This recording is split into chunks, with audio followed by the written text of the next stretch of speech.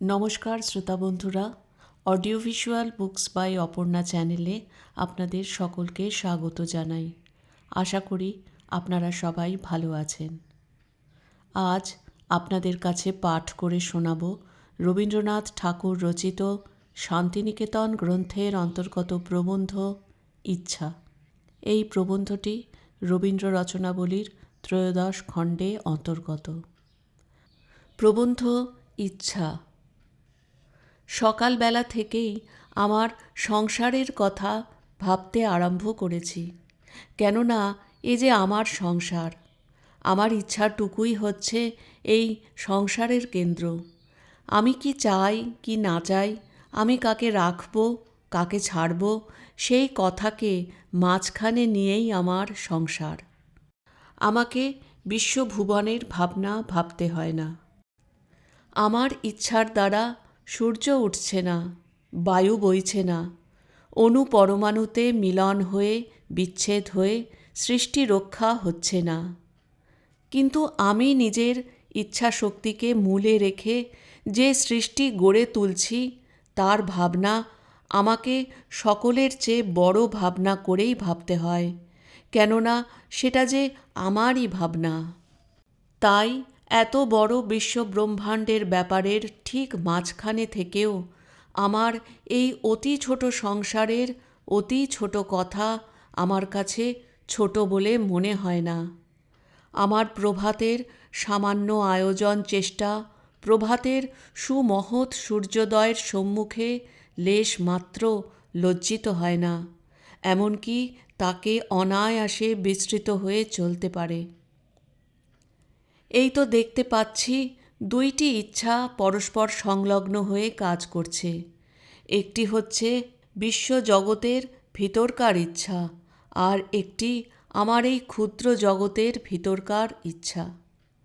রাজা তো রাজত্ব করেন, আবার তাঁর অধীনস্থ তালুকদার সেও সেই মহারাজ্যের মাঝখানেই আপনার রাজত্বটুকু বসিয়েছে। তার মধ্যেও রাজৈশ্বর্যের সমস্ত লক্ষণ আছে, কেননা ওই ক্ষুদ্র সীমাটুকুর মধ্যে তার ইচ্ছা তার কর্তৃত্ব বিরাজমান। এই যে আমাদের আমি জগতের মধ্যে ঈশ্বর আমাদের প্রত্যেককে রাজা করে দিয়েছেন, যে লোক রাস্তার ধুলো ঝাঁট দিচ্ছে সেও তার আমি অধিকারের মধ্যে স্বয়ং সর্বশ্রেষ্ঠ। এ কথার আলোচনা পূর্বে হয়ে গেছে। যিনি ইচ্ছাময় তিনি আমাদের প্রত্যেককে একটি করে ইচ্ছার তালুক দান করেছেন। দানপত্রে আছে যাবচ্চন্দ্র দিবাকরৌ। আমরা একে ভোগ করতে পারব। আমাদের এই চিরন্তন ইচ্ছার অধিকার নিয়ে আমরা একবার অহংকারে উন্মত্ত হয়ে উঠি, বলি যে আমার নিজের ইচ্ছা ছাড়া আর কাউকেই মানি নে। এই বলে সকলকে লঙ্ঘন করার দ্বারাই আমার ইচ্ছা যে স্বাধীন, এইটে আমরা স্পর্ধার সঙ্গে অনুভব করতে চাই। কিন্তু ইচ্ছার মধ্যে আর একটি তত্ত্ব আছে। স্বাধীনতায় তার চরম সুখ নয়। শরীর যেমন শরীরকে চায়, মন যেমন মনকে চায়, বস্তু যেমন বস্তুকে আকর্ষণ করে, ইচ্ছা তেমনি ইচ্ছাকে না চেয়ে থাকতে পারে না। অন্য ইচ্ছার সঙ্গে মিলিত না হতে পারলে এই একলা ইচ্ছা আপনার সার্থকতা অনুভব করে না। যেখানে কেবলমাত্র প্রয়োজনের কথা, সেখানে জোর খাটানো চলে। জোর করে খাবার কেড়ে খেয়ে ক্ষুধা মেটে, কিন্তু ইচ্ছা যেখানে প্রয়োজনহীন, সেখানে অহেতুকভাবে সে নিজের বিশুদ্ধ স্বরূপে থাকে। সেখানে সে যা চায় তাতে একেবারেই জোর খাটে না, কারণ সেখানে সে ইচ্ছাকেই চায়। সেখানে কোনো বস্তু, কোনো উপকরণ, কোনো স্বাধীনতার গর্ব, কোনো ক্ষমতা তার ক্ষুধা মেটাতে পারে না। সেখানে সে আর একটি ইচ্ছাকে চায়। সেখানে সে যদি কোনো উপহার সামগ্রীকে গ্রহণ করে, তবে সেটাকে সামগ্রী বলে গ্রহণ করে না। যে ব্যক্তি দান করেছে তারই ইচ্ছার নিদর্শন বলে গ্রহণ করে। তার ইচ্ছারই দামে এর দাম। মাতার সেবা যে ছেলের কাছে এত মূল্যবান, সে তো কেবল সেবা বলেই মূল্যবান নয়, মাতার ইচ্ছা বলেই তার এত গৌরব। দাসের দাসত্ব নিয়ে আমার ইচ্ছার আকাঙ্ক্ষা মেটে না। বন্ধুর ইচ্ছাকৃত আত্মসমর্পণের জন্যেই সে পথ চেয়ে থাকি। এমনি করে ইচ্ছা যেখানে অন্য ইচ্ছাকে চায়, সেখানে সে আর স্বাধীন থাকে না, সেখানে নিজেকে তার খর্ব করতেই হয়। এমনকি তাকে আমরা বলি ইচ্ছা বিসর্জন দেওয়া। ইচ্ছার এই যে অধীনতা, এমন অধীনতা আর নেই।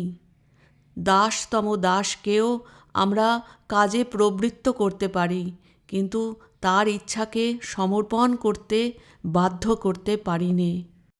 আমার যে সংসারে আমার ইচ্ছাই হচ্ছে মূল কর্তা, সেখানে আমার একটা সর্বপ্রধান কাজ হচ্ছে অন্যের ইচ্ছার সঙ্গে নিজের ইচ্ছা সম্মিলিত করা। যত তা করতে পারব, ততই আমার ইচ্ছার রাজ্য বিস্তৃত হতে থাকবে, আমার সংসার ততই বৃহৎ হয়ে উঠবে। সেই গৃহিণীই হচ্ছে যথার্থ গৃহিণী, যে পিতা মাতা, ভাই বোন, স্বামী পুত্র, দাস দাসী, পাড়া প্রতিবেশী সকলের ইচ্ছার সঙ্গে নিজের ইচ্ছাকে সুসংগত করে আপনার সংসারকে পরিপূর্ণ সামঞ্জস্যে গঠিত করে তুলতে পারে। এমন গৃহিণীকে সর্বদাই নিজের ইচ্ছাকে খাটো করতে হয়, ত্যাগ করতে হয়, তবেই তার এই ইচ্ছাধিষ্ঠিত রাজ্যটি সম্পূর্ণ হয়। সে যদি সকলের সেবক না হয়, তবে সে কর্ত্রী হতেই পারে না।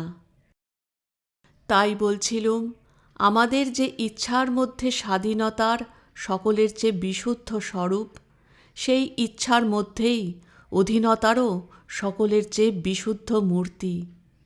ইচ্ছা যে অহংকারের মধ্যে আপনাকে স্বাধীন বলে প্রকাশ করেই সার্থক হয়, তা নয়। ইচ্ছা প্রেমের মধ্যে নিজেকে অধীন বলে স্বীকার করাতেই চরম সার্থকতা লাভ করে। ইচ্ছা আপনাকে উদ্যত করে নিজের যে ঘোষণা করে, তাতেই তার শেষ কথা থাকে না। নিজেকে বিসর্জন করার মধ্যেই তার পরম শক্তি, চরম লক্ষ্য নিহিত। ইচ্ছার এই যে স্বাভাবিক ধর্ম যে অন্য ইচ্ছাকে সে চায়, কেবল জোরের উপরে তার আনন্দ নেই। ঈশ্বরের ইচ্ছার মধ্যেও সে ধর্ম আমরা দেখতে পাচ্ছি। তিনি ইচ্ছাকে চান।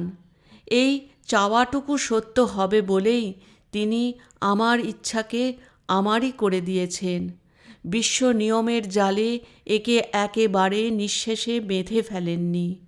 বিশ্ব সাম্রাজ্যে আর সমস্তই তাঁর ঐশ্বর্য, কেবল ওই একটি জিনিস তিনি নিজে রাখেননি, সেটি হচ্ছে আমার ইচ্ছা। ওইটি তিনি কেড়ে নেন না, চেয়ে নেন, মন ভুলিয়ে নেন। ওই একটি জিনিস আছে যেটি আমি তাঁকে সত্যই দিতে পারি। ফুল যদি দিই, সে তাঁরই ফুল, জল যদি দিই, সে তাঁরই জল। কেবল ইচ্ছা যদি সমর্পণ করি, সে তো আমারই ইচ্ছা বটে। অনন্ত ব্রহ্মাণ্ডের ঈশ্বর আমার সেই ইচ্ছাটুকুর জন্যে প্রতিদিন যে আমার দ্বারে আসছেন আর যাচ্ছেন, তার নানা নিদর্শন আছে। এইখানে তিনি তার ঐশ্বর্য খর্ব করেছেন, কেননা এইখানেই তাঁর প্রেমের লীলা। এইখানে নেমে এসেই তাঁর প্রেমের সম্পদ প্রকাশ করেছেন। আমারও ইচ্ছার কাছে তাঁর ইচ্ছাকে সঙ্গত করে তাঁর অনন্ত ইচ্ছাকে প্রকাশ করেছেন, কেননা ইচ্ছার কাছে ছাড়া ইচ্ছার চরম প্রকাশ হবে কোথায়? তিনি বলেছেন, রাজখাজনা নয়, আমাকে প্রেম দাও। তোমাকে প্রেম দিতে হবে বলেই তো তুমি এত কাণ্ড করেছ। আমার মধ্যে এই এক অদ্ভুত আমির লীলা ফেঁদে বসেছ এবং আমাকে এই একটি ইচ্ছার সম্পদ দিয়ে সেটি পাবার জন্যে আমার কাছেও হাত পেতে দাঁড়িয়েছ। প্রবন্ধ ইচ্ছা এখানেই শেষ হলো।